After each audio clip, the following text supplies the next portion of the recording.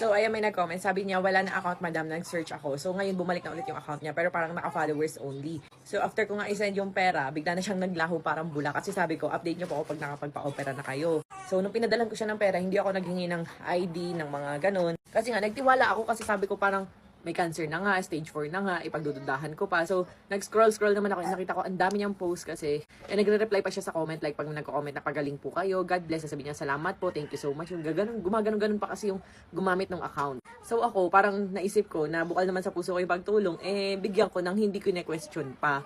Ganun yung mindset ko nun. Kasi nga siguro, nandun na rin yung point na naawa ako, ganun. Pero eto, so, after niya mag-deactivate kahapon, after ko ma-send yung pera, doon ako nagduda, bumalik siya ngayon. Kagabi ata to. So, nag-message siya sa akin ganito.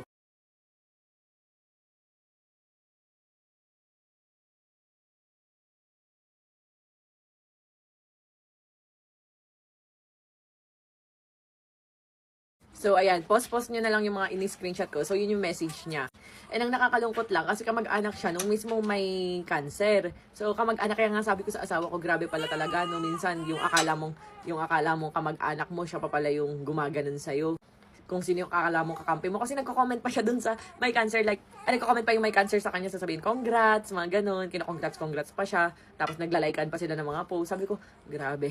And ayan, ito nga yung totoong may-ari ng mga pictures or videos na ginagamit ng scammer. So, siya si Cheryl Omnes Nicole Morcilia. Siya yung totoong may cancer na hindi ko alam kung ano yung stage, pero hindi ko pa kasi siya nakakausap dahil sobrang bangag pa ako talaga.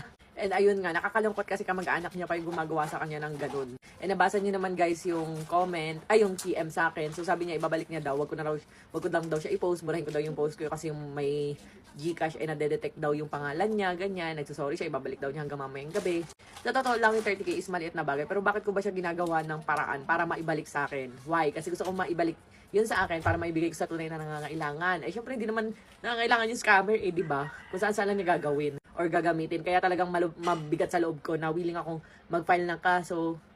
Nag-chat na ako sa ninong ko sa NBI. So, nag-chat na rin ako sa PNP. So, ang dami ko na rin kinausap. Nag-chat na rin ako kay attorney. Kung ano yung mga pwedeng ikaso din sa kanya. Kasi talagang nakakainis Talagang okay lang Yung 30K na yun is binigay ko nang walang kapalit doon. Kasi akala ko nga siya talaga yung totoong taong yun. So, nung nalaman kong hindi, syempre mabigat sa loob ko. Kahit binigay ko na yun, kahit mindset ko wala na sa akin yung perang yun.